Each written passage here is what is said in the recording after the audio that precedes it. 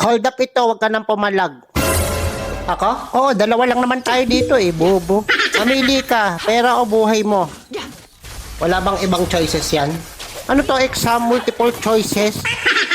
Ay, sarap sa kantin. Yung buhay ko, binigay ko na sa asawa ko. Yung pera ko, kinuha na rin niya. Hold upper ka ba o nang-aasar? Wala ganun? Hindi ka binibigyan ng pera? Nang-aasar ka yata eh. Oh, sorry na. Hindi ko naman alam eh. Pagod ako. Galing ako overtime oh.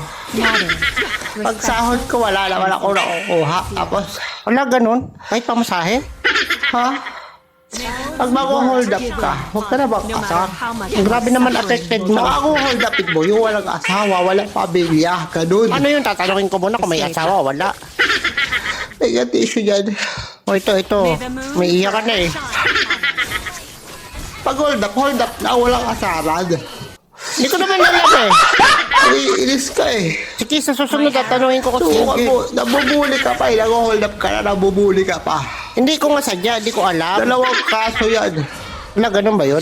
Bullying and hold upping. Uy, totoo yun? Meron yata nun.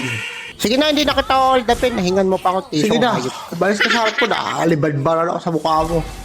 Ito na, paalis na. Hindi ko naman alam na andar ang hanip ko eh. Ang lakas mo, asarahan. Suka body ko yang mama muda. Mama muda. Noni. Apa?